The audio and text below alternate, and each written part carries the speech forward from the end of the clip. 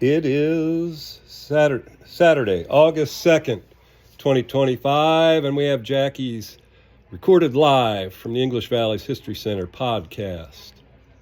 Way to go, Jackie. Hello, my name is Jackie Geringer McDermott. This diary was written by my great-great-aunt, Mary Elizabeth Claypool Wade, who was known as Libby Wade. She was 75 years old in June of 1950. Here's a picture of Libby when she was much younger.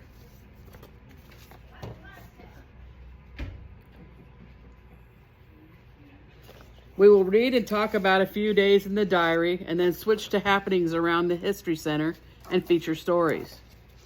June 21st, 1950, the longest day of the year. Clarence Moore's birthday. Russell went to work but is not feeling a bit good. Didn't eat any dinner. Slept through the noon hour. I went out to see the garden and flowers. Everything growing good, the weeds included. We have such pretty yellow flowers. Primroses, lemon lilacs, painted daisies, and the myrtle, and another viney plant, all have such a wealth of yellow blossoms. There are also some orange-colored lilies and some roses, etc., lots of them. Mrs. Bauer picked the asparagus. I expect it will be about the last for this year. She brought some lettuce from her garden. She said this is the day of the year when women talk the most. Of course, I guessed why. Mary Ann stopped a minute. I sat on the porch in the p.m. Minnie Zilmer came over for a while. She had been to Iowa City yesterday with gardeners and Mr. Carson to see Mrs. C. She thinks she's pretty bad off. The doctor told her she had cancer and what treatments she should have. Too bad. Russell, or Tyler Wade, is Lib's youngest son, and he lives in the house with her. He works at the Home Lumber Company, which is half a block away, driving a truck, etc. Anna Bauer is the neighbor just to the south of Lib. Mary Kelly Newhouse is another neighbor, and the grandmother of Kelly Newhouse and his sisters who attended English Valley schools. Minnie Patterson Zilmer is the neighbor across the street. And W.C. Carson, in this picture right here, is the owner of the clothing store uptown. And Belle Carson is his wife, and she's right here. And the other person in the picture is Pearl Warner, who was Bruce Warner's mother. Belle and W.C. Carson live in the second house on East Oak Street on the north side next to Minnie Zilmer. The Charles Gardner family are now involved in Carson's clothing store with them and took Mr. Carson and Minnie Zilmer down to see Belle Carson at the hospital where she has received a cancer diagnosis. Mrs. Lockridge was also here. Russell was feeling pretty bad this evening, just can't eat and was discouraged. Nellie Hahn brought us a pan of strawberries. Mrs. Bauer stopped a while on the porch. The band played. I could hear them outside. Nellie Wallace Hahn is the sister of Lib's daughter-in-law, Lena Wade. June 22nd, 1950. Cloudy and not so warm today. Mrs. Bolts came in a while, had been to town. This is her first trip to town since her recent illness. Looks pale yet. Suzanne and Claudia were here. Evelyn bought a bushel of strawberries, she said. Russell didn't go to work this morning. I hope he goes to the doctor and gets something to help him. He has been sick for several days. Elizabeth, or Lizzie Geiger Bolts, is Lib's 87-year-old neighbor who has been very ill. Evelyn Kurtz is Libby's second oldest married granddaughter. Suzanne Kurtz is Evelyn's daughter. And Claudia Wade is the daughter of Evelyn's brother, Walter or Bud Wade. Tracy was here in the PM. She said Lulu Brown West died last Saturday at Moline and was buried at Wellman. Tracy Kelly Geringer Wallace was Lib's friend from out at Yankee Point, north and west of town when they were younger. Tracy was my great-grandmother and was telling Lib about Lulu Brown West's death. Lulu had been married to Juan West and was a sister to Tracy's daughter-in-law, Esta Brown Geringer. Marianne was here. Brought me the Williamsburg paper from the post office. Stevenson's moved from the John Kirkpatrick rooms today. Went to Minnesota. He had been connected with the creamery, a field man, I believe. He inspected the dairy barns, etc. Got into some trouble lately. Jenny was up in the evening. She can't hardly walk. Trouble with hip joint. Had a fall. Dolores's have moved and expect to come for the girls soon. Jenny Butterbaugh Wade is married to Lib's oldest son, Wayne or Perky Wade. Her sister is Dolores Butterbaugh Lawrence, and her two little girls, Karen and Janet Lawrence, have been visiting in North English this summer and going to Bible school while their family moves. Wayne and Harold and Melva went to a ball game at Watkins tonight. Others from here went too. Karen was here with Jenny. Bible school closes tomorrow. The girls have been attending. Wayne or Perky Wade is Lib's oldest son, and Harold or Stub Wade is his youngest son. I haven't found a picture of Stub's wife, Melba, yet. Russell went to Dr. Doyle today.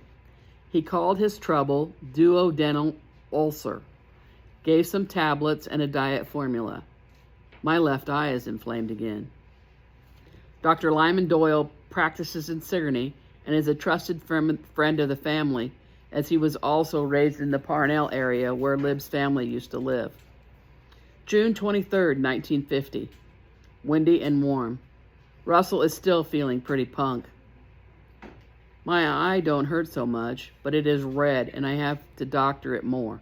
I have penicillin ointment and cold packs. We are not doing anything.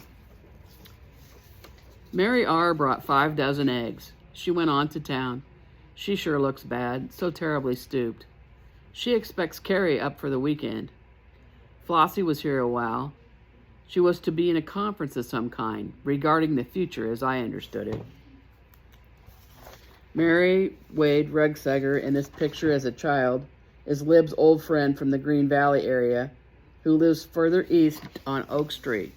She is 72 years old now, and walks to town and drops off Lib's eggs on her way. Flossie Claypool West, who is the granddaughter of Lib's cousin Wallace Claypool, lives in a rooming house across the street with her young daughter, Barbara West. Jenny was in a while. Her back is some better today. Saw in the record that Jean King, Noble's daughter, was married on June 16th to Robert Krebs of Riverside. Jean and Robert Krebs lived in Kinross and were the parents of David, Arnold, Cheryl, and Robin Krebs, who attended English Valley schools. Mrs. Jasper Huff returned home today from Illinois. Her mother passed away and she attended the funeral. Her father died about a month ago. Stella was here. She had been visiting Vaughn Campbell's near Mount Vernon. She got home Wednesday night. She brought me a package of sausage from the locker. Millie Kay was over in the evening. We sat on the porch. Saw in the Cedar Rapids paper that Elmer Burkett's wife died at Wellman this week. A meeting at Yankee Point to determine what should be done with the church out there. Stella Markwell Wallace is the mother of Lib's daughter-in-law, Lena Wallace Wade. Stella has recently been widowed. Millie Kay is Millie Knipfer, a neighbor of Lib's. And the meeting at Yankee Point will determine what should be done with the country church, as attendance has really dwindled since more and more families have moved to town and or are attending elsewhere. The church sits at the northwest corner of the Oscar Leroy Carter Pettibone farm, and they were my listener Sharon Wilhite Hagen's grandparents. June 24th, 1950. Rainy and dark. Heavy rain about 6 or 7 this morning. Burl brought some cream. I re-ground some sausage that Stella gave me. It was so coarse, and I thought I could improve it. It had been ground at the locker and not much like homemade. Not salted or seasoned either. Burl Long was an old friend from Green Valley days when Lib was first married east of town.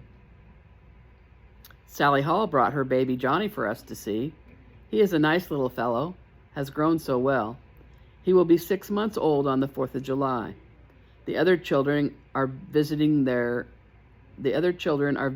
uncle Leo Hall at Wellman this week.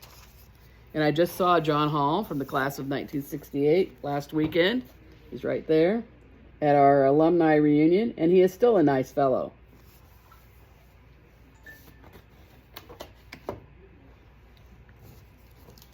Mary Newhouse brought our mail. A letter from Anna. Arlen has an injured knee, so has canceled his school agreement. He should have his knee operated on, but doesn't want to just yet. He wants to farm. Anna Wade Cray is Libby's daughter, and she lives in Texas with her husband. Arlen Cray is Libby's second to youngest grandson. All three of the Cray boys are football players, but Arlen thinks he would like to work at the family's orchards in Texas. He eventually became a teacher and principal in Texas. Russell seems to be a little better, but is not eating anything. Maud was here a few minutes. Roy's went to see Marion at Rochester, Minnesota today. Maud Foster Claypool is married to Lib's nephew, Ray Claypool. His brother Roy is right here, and wife Gail went to visit Marion, their oldest daughter, who was hospitalized in Rochester, Minnesota. And here's another picture of Marion with her sisters. She's right here. Hazel and Bobby came. She brought us some cake and some cream. Bobby is sure growing and is learning to talk. Lib's young married granddaughter, Hazel Wade Cobb, and her husband Glenn Cobb have adopted a little boy named Bobby Cobb. Robert Jan Cobb was his full name, and he was in the class of 1966 at EVHS. We will have a full feature story on Bob soon. Bob was tragically killed in the Vietnam War. Our next program at the History Center will be on August 31st at 2 p.m. Levi Lau from Kyoto will be discussing alternatives in agriculture. Levi is the son of Joy Lau from the class of 1974 and the nephew of Scott and Bonnie Romine. The English Valleys History Center promotes the rich history of the communities within the river valleys of North, Middle, and South English rivers, and it encompasses an area roughly served by the English Valley School District from Deep River to near Parnell and from Watcher to Kinross. This also includes the communities of Millersburg, North English, Webster, and South English. Please send donations to the English Valleys History Center, P.O. Box 70, North English, Iowa, 52316. I've got a lost and found department today. We found an umbrella. After the show last week. And we also have a jacket here that somebody needs to claim. I can't say enough about how I enjoyed the alumni reunion last Saturday, and I hope they don't wait 5 years to have another one. Over 200 people attended, and it was just a relaxed, fun time. There was no program or anything. Everyone just entered the front door and signed the book, put on a name tag, and were free to mingle, find snacks, and look at the memorabilia around the building. Several people were here to enjoy my broadcast in person before the parade. And believe it or not, there were some people here I did not know. Rita Wade from New York City is looking for a Hinkletown book. If you have one that you want to sell, please contact me privately and we will get it to her. Donations of the week. Bunny Pfeiffer left this book. It is a very interesting topic. It is about Marengo, and I can't wait to read it.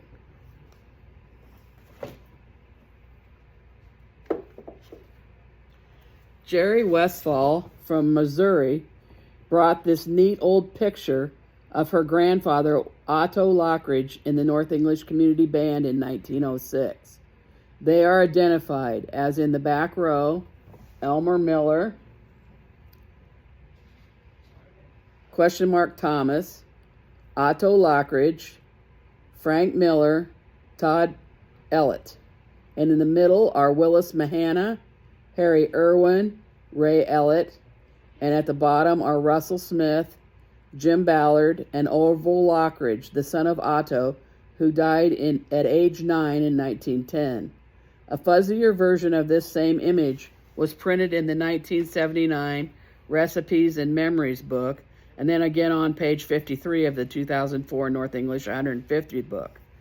Jerry told us a little more about her grandfather, Otto Lockridge.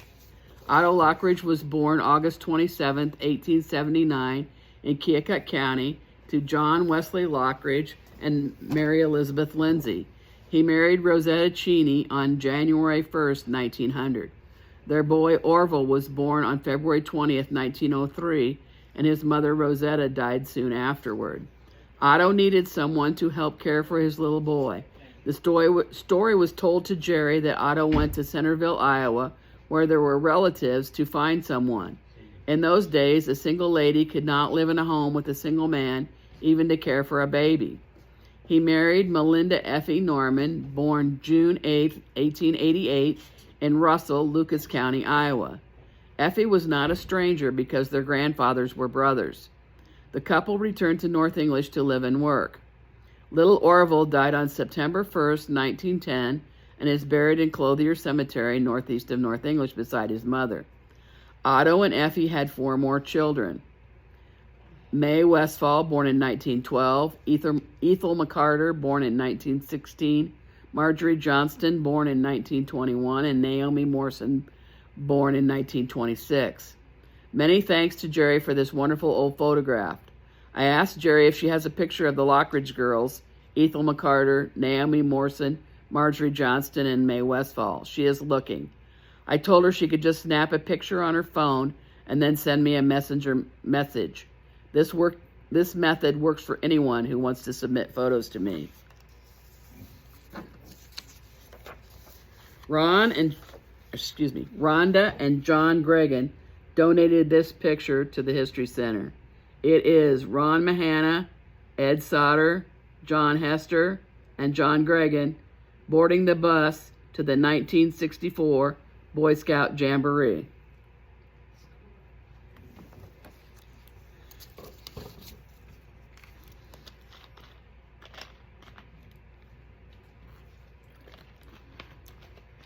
The Andreessen family sent individual senior pictures from the class of 1961 that belonged to Linda Reed Lee. We'll have more on them later, but here's an example. Linda, I wish you luck with all the boys. Remember the fun we had in bookkeeping class. Ha ha. Gary B. And here's another one. Linda, hope you are the sweetest little girl and always willing to help everyone when they need to. Remember the bumper. Always a friend, Whitey. And that's also Gary Blaylock. And this one, Linda Lee. You finally received it. Remember the fun we had in Chicago. Also remember our trip to Clear Lake. And this is Trish, or Pat Montross, her friend, who's here today. Connie Brubaker Scanlon brought pictures of her uncle Robert, or Bob Hervey, a longtime English Valley bus driver. This is Bob with several of his friends. He's right here. We'll be doing a full feature story on Bob this summer. Marilyn Kirkpatrick Anders and Helen Kirkpatrick Schwietert brought items to donate to the History Center, including this article from the Cedar Rapids Gazette by Dave Ragsdale, all about Marilyn and her variety store. Marilyn Ragsdale Kirkpatrick was their mother.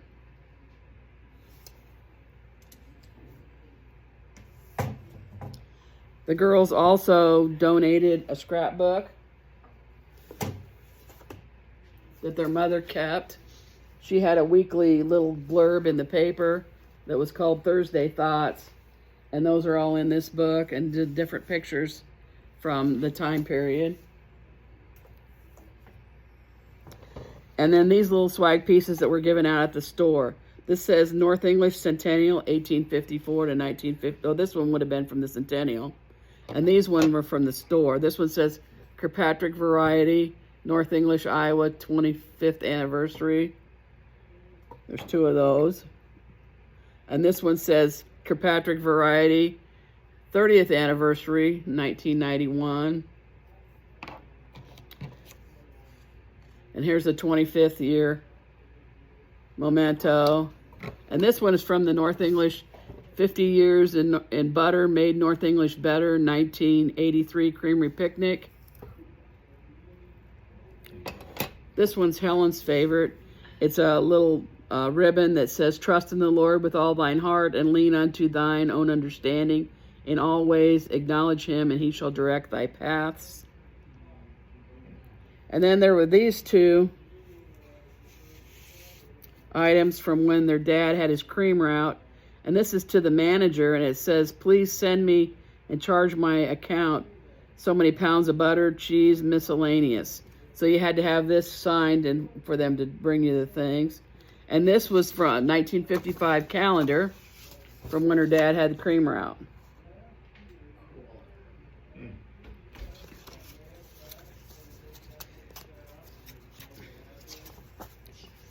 They also donated the 1943 diploma of their father, Keith Kirkpatrick.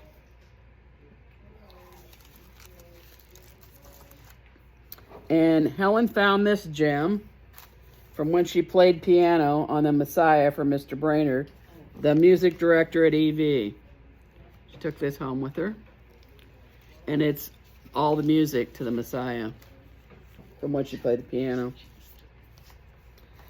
I want to look at that more closely because I remember the high school chorus singing that entire program each year. And finally, here are some pictures that Mary posted of the Kirkpatrick Variety. Here's the outside of the building. And here is Wilda Strasser and Marilyn Kirkpatrick and Thelma Walter. There's also a picture on the EV Graduates Facebook page showing Jenny Crawford, Herliska Grimm, who also worked there.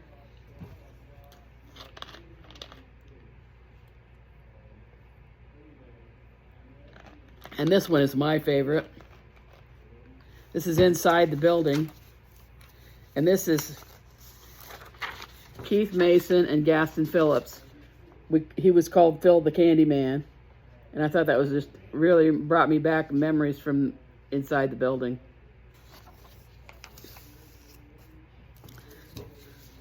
My friend Helen said about the alumni reunion at the History Center, it was a very full and satisfying day with alumni from far and near. Happiness everywhere, smiles, laughter, kind words. Thank you.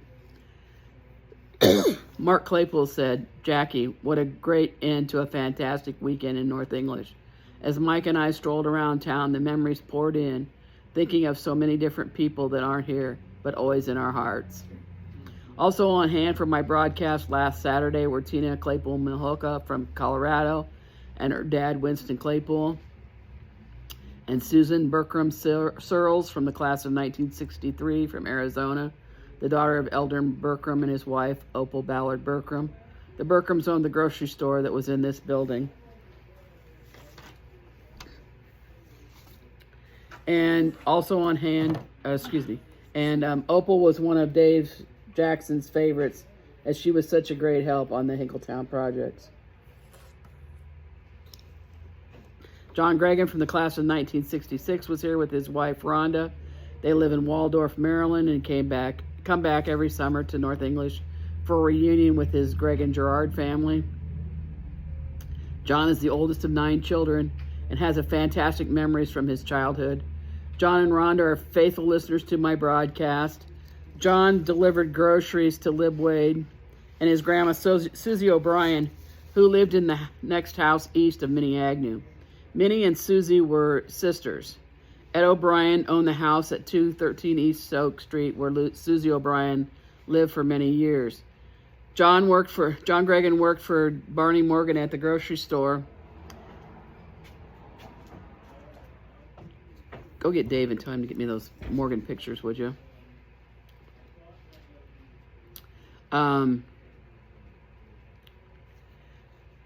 still uses business techniques taught to him by Barney Morgan, who was a wonderful man. For example, a lady named Mary came in, and he heard someone call her Mary, so John did too. But Barney said, no, you always call her Mrs. Smith. So everyone that John encountered while at work at the grocery store, he called Mrs., and he still does that in business. Also in attendance for my programs are my brother Lou Geringer, Alan Ackerman, Dan Best, Dave Jackson, and Susie Allison. Susie is my personal assistant, and the others are in charge of what Dan Best likes to call continuity, making sure that I am correct in what I say and that I have all the materials I need for the broadcast. And we got these pictures from Chris Green from Arvada, Colorado. These are Anita Frazier, Carla Graham, Kevin Baines, Jim Ackerman, and Kim Van D. Different ones in different pictures. There's 3 different pictures. The same people in this one. This was Jim Ackerman, Anita Frazier, Chris Green, Carla Graham, Kevin Baines, and Kim Van D. And this one's another combination of the same people.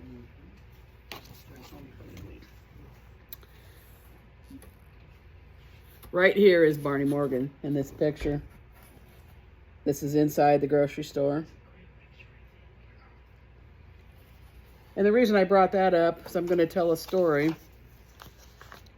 that was told to me by Russ Bucher.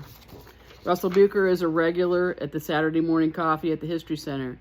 He is one of the rare ones who has lived around North English all of his life. Russ Bucher told this story from the 1954 Centennial. There were large crowds and lots of activities surrounding the 100th birthday of North English. All the men were supposed to have beards. Lib's son, Perky, is right there in front. And if you didn't grow the beards, there was a fine or another penalty imposed for not going along with the idea. And here's another picture of some of the guys with beards. So everyone was expected to do it. Barney ran a grocery store on the corner, and it's right there, where the City Hall is located today.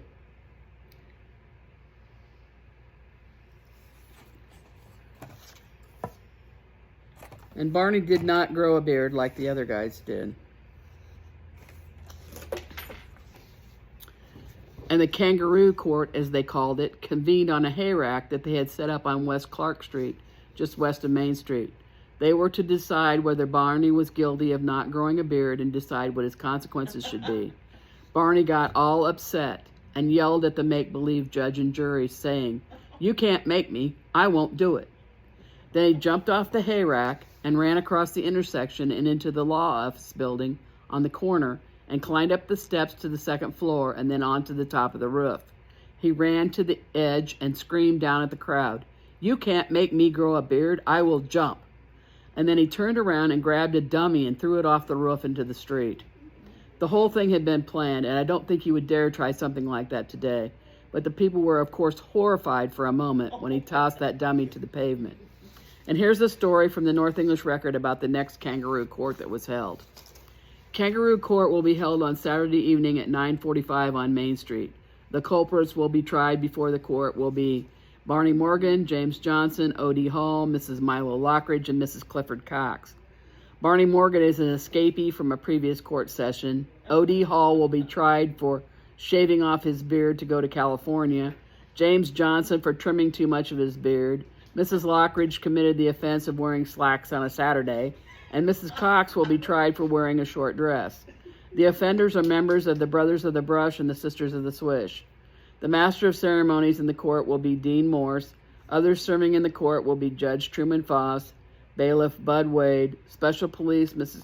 Earl Jennison, Mrs. Richard Cheney, O.E. Kolosik, and William Walter. Prosecuting attorneys Mrs. Al Johnson and Robert Castile. And serving as defense attorneys will be Vern Jensen and Mrs. Jack Ross. And the Christian Church Men Quartet, Elmer Reese, Don Turner, George Butler, and Frank Jones will sing. Correspondence. Georgia Ackerman Gent said, I look forward to your podcast and love when I hear familiar names. Leona Bursler took a group of us Girl Scouts to the Ozarks when we were probably 12 years old. She had a motorhome and we thought we were traveling in style. Bonita was a classmate of mine. I wish I had pictures of the trip. Appreciate all your hard work researching. Patty Best also remembers going on that trip to the Ozarks. Vicki Orndorff Johnson, the granddaughter of Vic and Lucille Van Dyke, writes from California. I believe the second floor of the food locker had ballet classes in the early to mid 1950s. I also remember the meat locker having ice cream and the best root beer ever. I was a big fan of lime sherbet at that time, and almost every afternoon after school, my grandfather would give me a nickel and I'd walk back up to the food locker and get an ice cream cone.